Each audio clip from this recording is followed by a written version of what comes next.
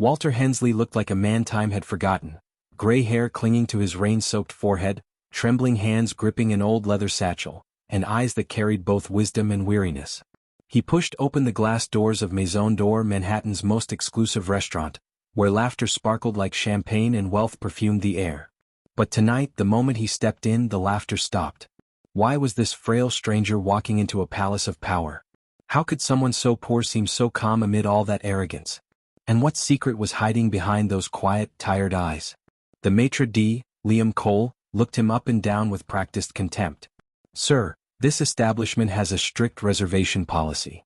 His voice oozed politeness sharpened by disdain. The old man simply smiled, unbothered. "I only want a bowl of soup," he said, his tone steady, almost too steady. A group of young executives snickered in the corner, whispering loud enough to be heard. One raised his phone. "This'll go viral," he murmured. Laughter rippled again, fragile and cruel. But Walter didn't flinch. He walked in further, his shoes leaving wet prints on the marble. His gaze lifted to the grand chandeliers, to the golden columns that framed the dining hall. "Beautiful place," he said softly. "I remember when it was just concrete and dust." The crowd exchanged glances. Someone laughed nervously. Remember when it was dust? Was he delirious? Or just crazy? Liam's patience cracked. "Sir, please," he said sharply, "you're disturbing our guests." Walter turned to him calmly. "Disturbing? I thought this was a place where people come to eat, not to judge." That single sentence sliced through the noise. For a fleeting moment, no one knew how to respond. From the far side of the room, Maria Lopez, a waitress with tired eyes and a name tag that had begun to fade, watched him closely. Something about him, the tone, the dignity, felt hauntingly familiar. But she didn't know why. "Let him stay," she said softly, breaking the silence. Liam shot her a look, but she didn't care. She guided Walter to a corner table, her hands trembling as she set down a glass of water. He looked up at her, his expression gentle. "You have your father's kindness." Her heart stopped. "My father?" she whispered. "Do I know you?" Walter only smiled. "No," he said. "But I knew him." The restaurant buzzed again, but differently now, a ripple of curiosity replacing the mockery.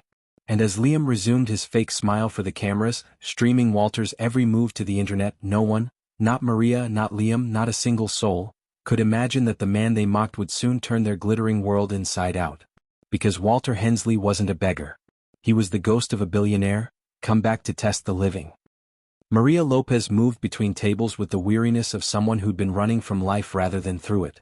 The laughter, the clinking of glasses, the artificial glow of success, it all felt like noise to her. She served people who didn't even see her, people who thought kindness was currency and decency was optional. But tonight was different. Because tonight there was that old man, the one who looked like poverty itself, sitting with his back straight, his eyes too calm for someone supposedly broken. Maria didn't believe in fate anymore. She believed in bills, in broken promises, in the empty spaces left by people who never came back. Her father used to say, "The world tests good people harder." He'd said it right before he lost everything, before Walter Hensley's company canceled their contract. After that, her father's laughter stopped echoing in their small apartment. He spent his final night alone on the porch, staring into nothing. She placed the soup in front of Walter. "Here you go," she said quietly. He nodded. "Thank you, Maria." Her hand froze. "Did I tell you my name?" Walter didn't answer immediately. He simply stirred the soup with a slow, steady hand. "No," he said finally, "but some names are written on faces." That answer unsettled her. It wasn't creepy, it was too honest. From the counter, Liam's voice carried across the room. "Maria," he barked, "you know he can't afford that. Don't waste the kitchen's effort." Maria shot him a glare. He paid up front. The truth was, Walter had pulled out a stack of old bills and coins that looked like they'd been folded since the 90s. But she couldn't bring herself to care. Something about him demanded respect, not pity. Walter took a sip of soup, eyes closing as if tasting memory itself. "You remind me of your father," he said softly. The air around her thickened. "How do you?" "He worked hard." "Too hard," Walter interrupted gently. "He built things for people who never looked him in the eye. They admired his hands but never his heart." Maria's breath caught in her throat. "You knew him?" Walter nodded once. "He was an honest man. I tried to help, but sometimes, help arrives too late." Her chest tightened. You mean you worked for him? Walter smiled faintly. Something like that. She didn't understand why her pulse quickened. Anger? Grief? Or something she didn't want to name. She wanted to ask more, but a table of loud influencers began mocking Walter again, imitating his trembling hands. Liam laughed with them louder than anyone. Look at this, fine dining meets fairy tales. Walter didn't react. He simply placed his spoon down carefully and said, "It's easy to laugh when you've never been hungry." Maria turned toward the mockers, shame burning her throat. "Enough," she snapped. The laughter died instantly. Liam frowned. "Maria, your shift's over. Go cool off." She ripped off her apron, trembling. "You don't even see what's right in front of you."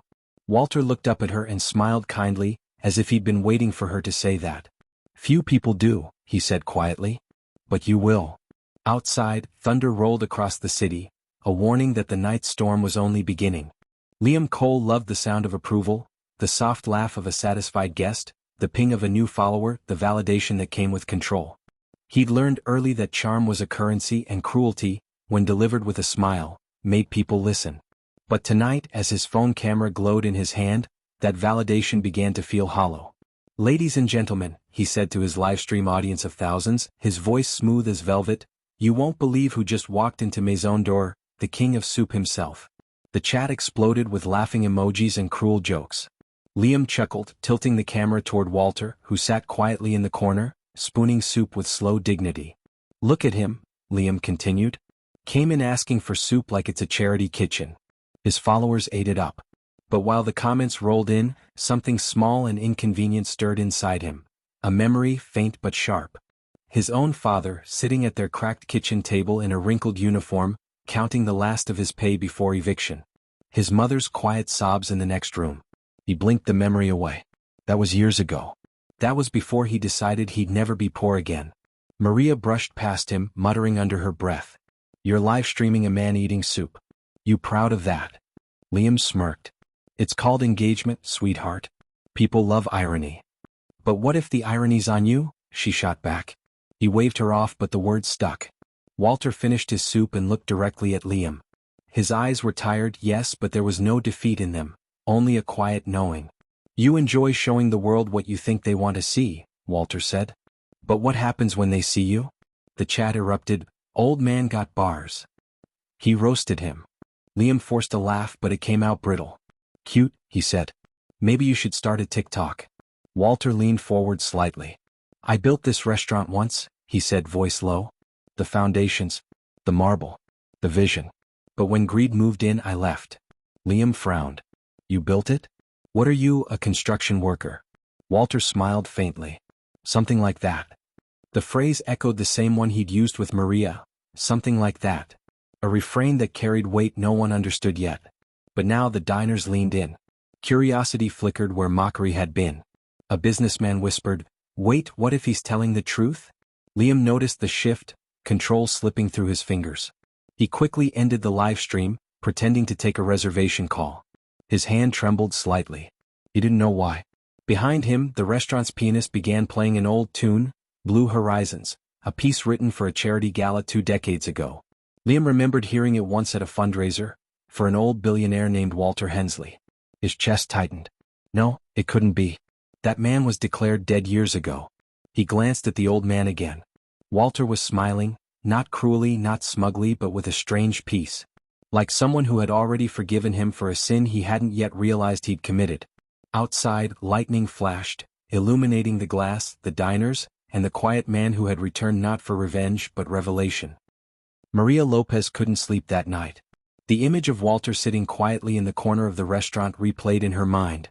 The calmness, the strange familiarity, the way he'd spoken of her father as if they'd shared secrets. It was supposed to be another night at Maison d'Or, but it had turned into something heavier, something that gnawed at her heart. She sat on her apartment floor, surrounded by unopened bills and an old photo album. Her father, Miguel Lopez, smiled from a worn photograph, standing beside a man in a hard hat at a construction site. The man's face was half-turned, shadowed, but the posture, the smile, something about it looked exactly like Walter. She traced the outline of the photo with her thumb. "Who were you really?" she whispered. The next morning she arrived early, the restaurant still quiet before the rush of perfectionists and pretenders. The air smelled of polish and pretense. Liam wasn't there yet, but Walter was, sitting in the same corner sipping coffee this time. "You came back," she said softly. Walter smiled. "Some things must be revisited before they're forgotten."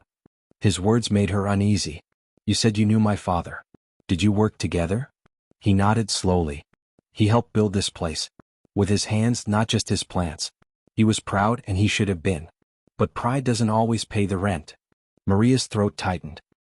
"He died working himself to death for a company that never even sent flowers." Walter looked down, his voice a whisper. "He died for a vision that was stolen." Her pulse spiked. "What do you mean stolen?" He met her gaze then, steady, sad, and strangely guilty. "This restaurant was meant to be his. His design. His dream. I signed off on the blueprints when he still had hope." Maria's jaw dropped. "You what?"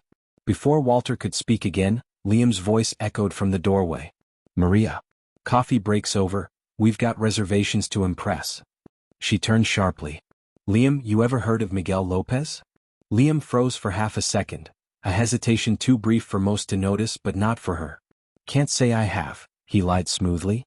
Walter stood slowly, adjusting his coat. "That's not true." Liam's expression hardened. "Sir, I don't know what game you're playing."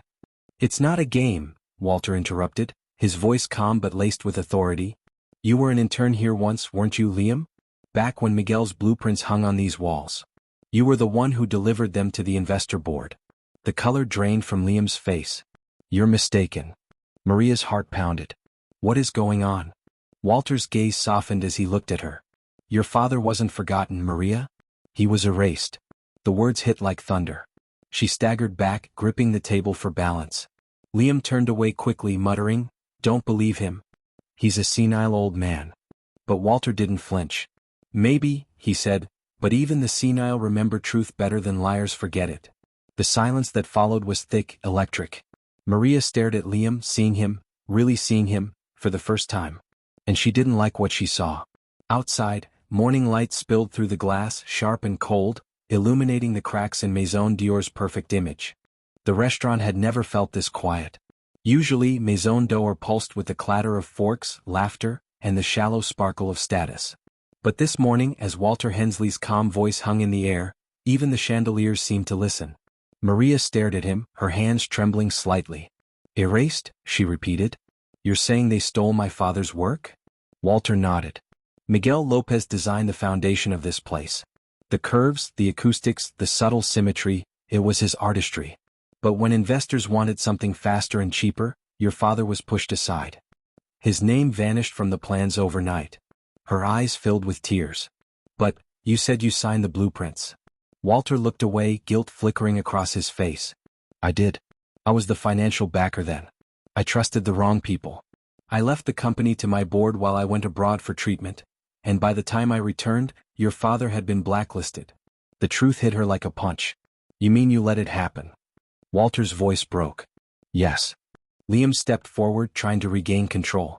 "Enough of this drama. None of this matters now. The man's delusional." Walter turned to him sharply. "Delusional? You forged Miguel's final signatures, Liam. You made sure the credit went to the investors. You were the messenger who sold your conscience for a paycheck." The color drained from Liam's face. "You can't prove that." "But I already have," Walter said quietly, sliding a small leather folder onto the table. Inside, Maria could see faded blueprints, signed M. Lopez, and a printed email chain with Liam's name on it. Maria covered her mouth. "Oh my God." Liam's composure cracked. "This is ancient history. Everyone does what they must to survive in this industry." Walter leaned back, eyes steady. "Survival doesn't excuse betrayal. You chose greed over gratitude." Maria's mind raced. The man she'd worked beside for years had buried her father's legacy, and the man she pitted had once owned an empire. She turned to Walter, her voice trembling. "Why come back now? Why here?" Walter's answer was quiet but deliberate. "Because this place was built on a lie. And lies always demand repayment." The doors opened suddenly, breaking the silence. A tall, elegant woman entered. Evelyn Grant, the restaurant's new owner and one of the investors who'd taken over after Walter's supposed death. Her diamond bracelet caught the light like a blade. "Well," she said coolly, "if it isn't Walter Hensley. I wondered how long it would take you to crawl back." Gasps spread through the room. Maria looked from Walter to Evelyn, realization dawning. Evelyn smirked. You faked your death, didn't you? To watch us all squirm. Walter met her gaze. No. I disappeared because I wanted to see what kind of monsters I'd created. The restaurant felt suddenly smaller, trapped between truth and exposure. Maria whispered, What happens now? Walter smiled faintly, his eyes distant. Now we see who remembers how to be human. The restaurant, once a temple of elegance, now felt like a courtroom. Customers had stopped eating, forks hung in midair. The hum of the air conditioner filled the silence as Evelyn Grant faced Walter Hensley, her former mentor, with the practiced calm of a woman who had learned to weaponize grace. Monsters, she said smoothly. Don't be melodramatic, Walter. You were never a saint. You built this empire on ambition, not morality. Walter didn't flinch. Ambition isn't sin. Abandoning conscience is. Evelyn's smile thinned. Conscience doesn't pay dividends. A nervous laugh escaped Liam, but it died quickly under Walter's gaze. Walter rose slowly, his back straight despite the years. You both profited from a man's ruin. Miguel Lopez's name should be on this plaque. He pointed toward the brass plate by the entryway that read Maison d'Or, founded by Evelyn Grant and Associates. Maria's breath caught. He designed everything in here and you knew? Evelyn shrugged. Designs are bought every day. He signed the contract. Walter's voice hardened. No. He signed a draft. Liam forged the final page. The crowd murmured. Phones were lifted again. Liam's jaw twitched. You can't prove forgery. The files are gone. But, Walter said, sliding a small USB from his pocket, some ghosts keep records. The words rippled through the dining room like thunder. Evelyn's mask slipped for the first time. You had this all along? Walter nodded. I gave you trust, Evelyn. You repaid it with betrayal. Now I give you choice. Choice? She repeated. Yes. Restore Miguel's name and repay his family, or let the world watch as I stream the proof. He held up a small phone. Your investors are online already. Evelyn's composure cracked. You wouldn't. Walter's smile was quiet, sorrowful. I already did. Maria stared in disbelief. You mean, they're watching this now? The screen behind the bar flickered to life. News feeds, comments, shocked emojis. The live stream from Walter's phone had gone global. Maison d'Or scandal trended in real time. Evelyn's voice trembled. You'll destroy everything. Walter sighed. It was never yours to keep. For a long moment no one spoke. The truth hung heavy yet strangely cleansing. Then Maria stepped forward. My father wanted beauty, not revenge. If you rebuild his name, I'll stand with you. If not, I'll stand with him. Her words cut through the silence like light through smoke. Evelyn looked at her, really looked, and something fragile flickered behind the coldness. You have his eyes, she whispered. He was the only decent man among us. But you let him die in debt, Maria said softly. Evelyn's lips parted, but no words came. She turned toward the window, blinking hard, the diamonds on her wrist suddenly looking cheap. Walter's shoulders sagged, not from defeat but relief. Truth hurts, he murmured, but lies rot. Outside, rain began again, washing the city's glass towers clean. Inside, the first drops of redemption had started to fall. By the next morning, Maison d'Or wasn't a restaurant anymore. It was a headline. Every major outlet replayed the live stream. A trembling old man exposing corruption under chandeliers of gold. Clips flooded social media. Commentators debated whether Walter Hensley was a hero or a manipulator. People loved a scandal, but they loved a savior more, until the next twist came. Maria sat in her small apartment, phone buzzing non-stop. Messages poured in. You're the waitress who stood up for him. Tell your story. Reporters camped outside her building. Fame felt strange, hollow, almost cruel. Her father's face stared up at her from a trending photo, the forgotten architect. She touched the screen and whispered, You're finally seen, Papa? But at what cost? At Maison d'Or, Liam arrived to find reporters lined along the sidewalk and cameras flashing like lightning. His perfect hair and forced smile couldn't hide the sweat on his neck. Inside, the staff whispered. Half of them had already quit. Evelyn's lawyers were meeting in the office upstairs, their voices clipped and cold. He pushed through the dining room where Walter sat quietly by the window, sipping coffee like a man who just watched his own funeral. You happy now? Liam hissed. You ruined people. Evelyn might lose everything. Walter's eyes stayed on the rain outside. I didn't ruin anyone. I just told the truth. What they lose is what they stole. But, Liam said, voice shaking, you don't get it. People like her don't fall alone. Everyone under her collapses too. Walter looked at him, then really looked. Everyone? He asked softly. Or just you? Liam swallowed hard. I was following orders. You know how this world works. I do, Walter said. That's why I left it. He stood slowly. You had a choice, Liam. Every man does. The question is whether he can live with it afterward. Liam turned away, the truth pressing down like weight he couldn't shrug off. Across town, Evelyn faced her own reckoning. Cameras waited at the courthouse as her lawyers announced she'd stepped down. She looked flawless, unbroken, but her eyes were tired. When a reporter shouted, "Do you regret what you did to Miguel Lopez?" she paused. "Yes," she said quietly. "And that's why I'm giving everything back." The clip went viral within an hour. People began calling it the Redemption Press Conference. That evening, Maria returned to the restaurant. The gold lettering on the door had been replaced, Maison d'Or, designed by Miguel Lopez. She stood there for a long time, tears mixing with rain. Inside, Walter waited at their old table. "You kept your promise," she said. He smiled faintly. "No, you did. You gave truth a name again." Maria hesitated. "What happens to you now?" Walter's gaze drifted toward the city skyline, glowing through the storm. "When a ghost finishes its business, it fades." "But you're not a ghost," she whispered. "Maybe not," he said, "but some disappearances are meant to last." As thunder rolled across Manhattan, Walter stepped outside and vanished into the crowd, one more shadow among millions, leaving questions the world wasn't done asking. The storm had cleared, but Manhattan still smelled of rain and old secrets. For 3 days, Maria Lopez searched for Walter Hensley.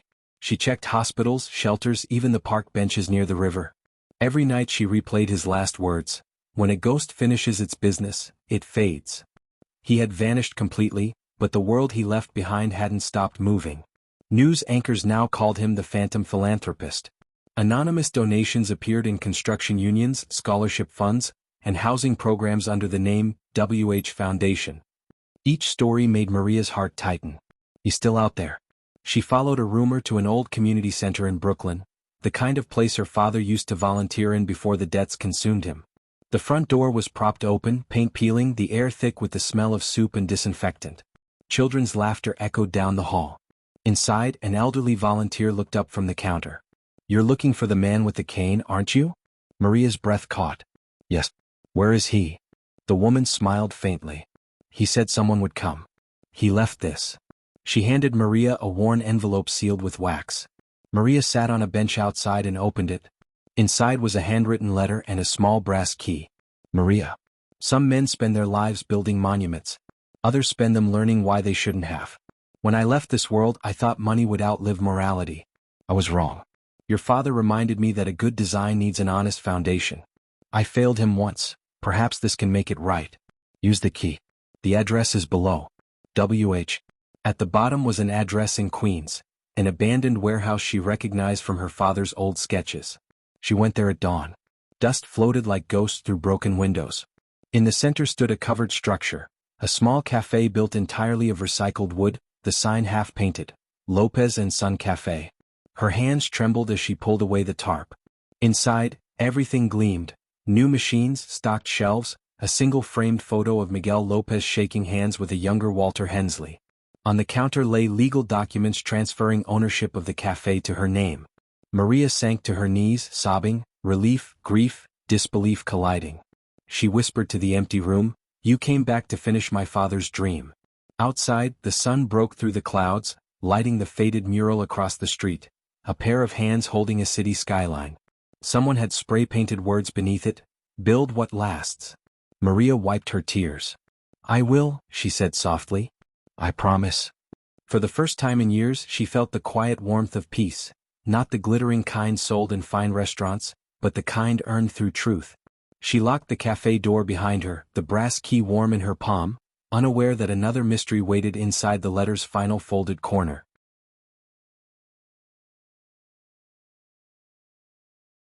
Morning light spilled across the counter of the Lopez and Son Cafe, painting dust motes gold. Maria stood where her father once dreamed of standing, behind the register, hands trembling, the smell of fresh wood thick in the air. The documents with Walter's signature lay open before her. She read them again and again, but her eyes kept drifting to the envelope. There was something odd about its thickness. She turned it over and noticed a faint crease sealed under the wax she'd broken earlier. Her breath caught. Slowly she peeled it open. Inside was another folded sheet of paper, smaller, older, its edges yellowed. The ink was faded, the handwriting uneven. Maria, if you are reading this, then the truth has found its way to the right hands. But before you judge me, please know, I was not only your father's ally. I was also his undoing. Her heart pounded as she read on. When I financed the restaurant's early days, I believed in Miguel's talent. He wanted beauty, I wanted profit. When the investors turned against him, I could have stopped them, but I didn't. I was too proud, too afraid of losing what I'd built. They offered me a larger share in exchange for silence. I took it. Maria sank into a chair, shaking. No, she whispered. I told myself it was business, not betrayal. But the night I signed that contract, Miguel came to my house. He stood in the rain, holding the blueprints I'd stolen. He didn't shout. He just looked at me and said, "You forgot who you were building for." Then he walked away. Tears blurred her vision. When I learned he had passed, I sold everything. Not out of grief, out of shame. I donated my fortune and vanished, believing punishment would cleanse me. But guilt is a poor companion. It eats quietly. I came back not to expose others, but to face the man I once was. The world sees me as a billionaire in disguise. They're wrong. I'm a coward trying to die with a clean heart. At the bottom, a single postscript read, "The cafe is yours now. But remember, redemption isn't inherited. It's built, brick by brick, in how you treat others. Forgive me if you can. Forget me if you must. W.H." Maria pressed the letter to her chest. The truth hurt, but it didn't destroy her. It humanized him. Walter wasn't a saint. He was a man who'd chosen silence when courage was required, and spent the rest of his life trying to repair the damage. She looked around the cafe, the unfinished walls, the empty shelves, and whispered, "I forgive you, Walter. But I won't forget." For the first time, she understood the lesson hidden beneath his disguise, that redemption isn't about erasing sin, it's about living differently after it. Outside, the city hummed awake, unaware that inside a tiny cafe history had just been rewritten, not with vengeance but with understanding. The grand opening of Lopez and Son Cafe drew more people than Maria could have imagined. Local news stations set up outside. Reporters whispered about the waitress who turned scandal into sanctuary. Inside, sunlight spilled through the front windows, casting golden lines across the reclaimed wood. Every inch of the place whispered her father's design. The curves, the symmetry, the quiet humility of craftsmanship. Maria moved behind the counter, wearing her father's old apron. On the wall behind her hung a framed plaque. In memory of Miguel Lopez, the architect of honest dreams. People clapped when she lifted the first mug of coffee. "To truth," she said softly. "And to second chances."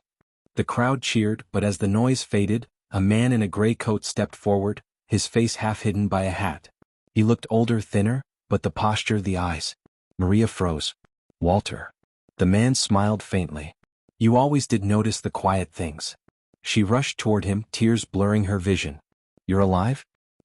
Everyone thought you disappeared." He chuckled, voice soft. "I did. I let them think that. Sometimes you have to vanish to be seen for who you are." She stared at him, bewildered. "But why come back now?" He handed her a folded newspaper. The headline read, "Anonymous Donor Funds National Program for Young Architects, the W.H. Foundation." Beneath it was a photo of her cafe. "You started it," he said. "You gave the truth a home. Now it's time to give others the same chance." Maria shook her head. "You planned all this?" Walter's smile deepened, part pride, part pain. "Not planned, prepared. You see, this cafe isn't just yours. It's the headquarters of something larger.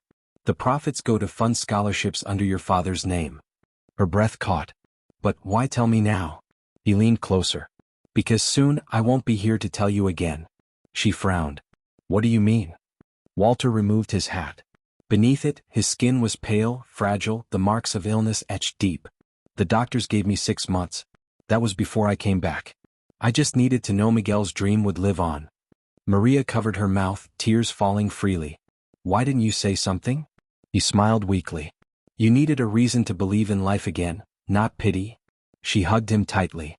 "You gave back everything you took." He whispered, "Not everything. I can't give back time. But maybe I can give meaning."